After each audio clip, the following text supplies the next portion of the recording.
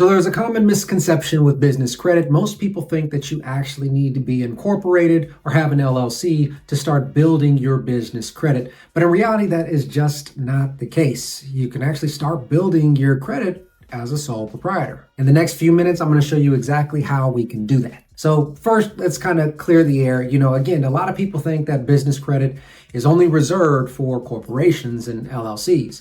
But you can still act as a sole proprietor and start to build business credit in your entity. This is going to be great for the freelancers, the service-based style businesses, right? So contracting, online sales, things of that nature. And it can absolutely start to work in real estate as well. But we got to first understand, why does business credit even matter? I mean, we could probably go out and qualify for a credit card on our own if we have a job or if we have decent credit. So why are we trying to build business credit? Well, the primary objective is to separate, right, ourselves from our business. Create that separation. In reality, if you think about banks and lending institutions, right, they like to work with businesses. And why? Because a business is something that is intending to generate a profit. So there's always going to be revenue there. Meaning, one, we may always need loans, which is great for the bank. But two, we can pay back those loans, which is even better for the bank. So if we establish business credit, well, that's going to allow us to get access to more funding options, maybe larger lines of credit, or credit cards, or business loans themselves. Maybe we're trying to expand our business or buy a building for our business and, things like that. So what is business credit? Well, business credit is basically your business's financial reputation. So just like we would build personal credit, your business can do the same thing under its own entity and its own identification number, like an EIN instead of a social security number. And the first step to this is starting to show that your business formally exists. So every state is a little bit different, but you can simply just go down to the Secretary of State or go online and register your business. Yes, you can even register as a sole proprietor. And even when you register, whether it's a sole proprietor, meaning it's kind of just you, or it's an LLC, you can also file a DBA, or doing business as. And so essentially, if I filed a sole proprietorship under my name, but I wanted to do business as G2 Business Solutions, well, then I can file for that so I can market and present to the public under G2 Business Solutions. So now once that's kind of in place, the next step is to file for an EIN, which is an employer identification number. Again, this is like the business's social security number. Now, this is a really important step because we do want to show that separation, right? We want to be able to open up bank accounts, lines of credit, and funding under the EIN, or the companies or the business's social security number, and not our own. That way, if we actually did open up something with the business, it doesn't show up on our personal credit report, like if we use our own social security number. And now that we got that out of the way, we got our business set up, we got our EIN, now we're going to set up our financial foundation, which means we're going to go to the bank and we're going to actually open a bank account under that EIN. Now, if you've watched a few of these videos, you definitely know that we're going to talk about this. It's commingling, right? We don't want to do it, but what is commingling? So when we set up this business account, guys, we have to use business for business and then use our personal account for personal stuff. We cannot have a business bank account and go out and start buying groceries for our house or washing our car just because. We have to use business account for business expenses. Really important here, but this is another line that shows the separation. And again, when we go to the bank and we can show them our bank statements or our financial statements, and they see, okay, hey, these are legitimate transactions, it adds a little bit more legitimacy to what you're doing. And if we want to continue to focus on legitimacy, we could also set up a business phone number, right? We can set up a business website. We can have a virtual office, right? And all of these things are pretty simple nowadays and very affordable because we can get Google Voice numbers and all these different things. But the idea is to make them separate from yourself. And now that we've created that separation and we're showing that it's a true business, it's not just a hobby or it's not just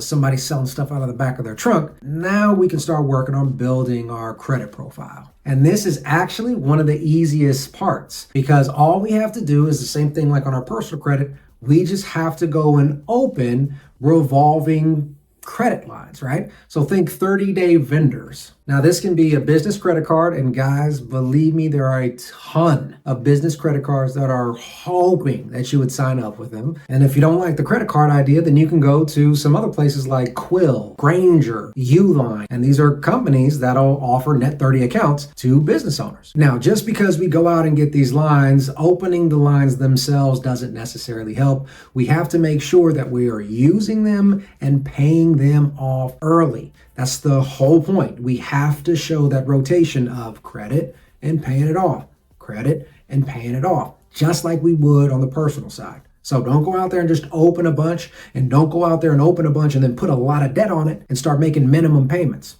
No, we're trying to build credit fast and efficiently. But here's a little secret, guys. You don't want to just go to any net 30 type of vendor or account. You want to make sure that they're actually reporting to the business bureaus, things like Experian Business or Duns & Bradstreet. If they don't actually report to these business credit bureaus, well, then you're not going to build your credit. You're just going to be taking on debt or making these payments to these fancy vendors, and it's not actually going to help you. Now, once you have the right accounts, then it's just simple. Now we just focus on how do we make our credit score better. Again, very similar to personal credit. We have to open up the line, we have to use it, and we have to repay it responsibly.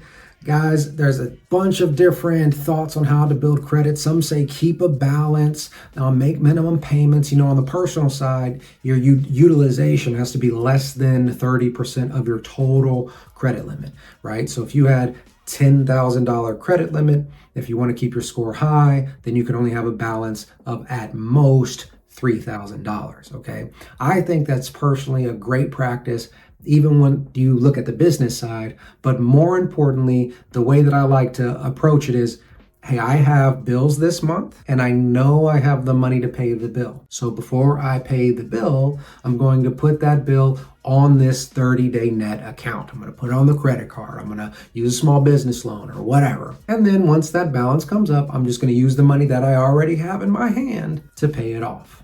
All right, that's a very responsible way to make sure that we don't get stuck with a bunch of credit that we can't pay off with high interest and all that other nasty stuff. Now, you also want to sign up for a free DUNS number, DUNS. Now, this goes back to that Duns & Bradstreet that I just talked about a little bit earlier. This is basically like a Social Security number of credit, right? Like, this is the thing that you can make sure is being reported to appropriately. And as Duns & Bradstreet collects that information of your on-time payments and things of that nature, your Duns & Bradstreet score will increase.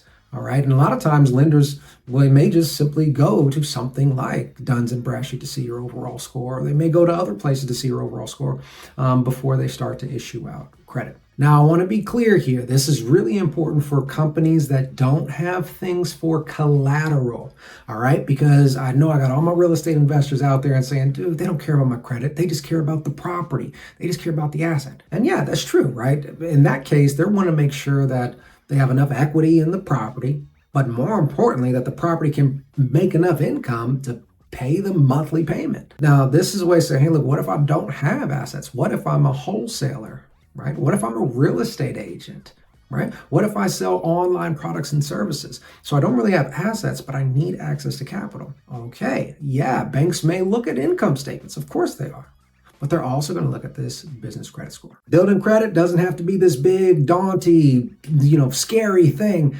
It can be simple. Small incremental steps over time can really change the game, can really change how you look at finances and what kind of finances you get access to. So if you want to learn more about how to grow and scale your company efficiently, go ahead and hit the like, smash the subscribe button, and hit the notification bell so you can continue to watch all these great videos. But as always, guys, thanks for watching, and we'll see you next time.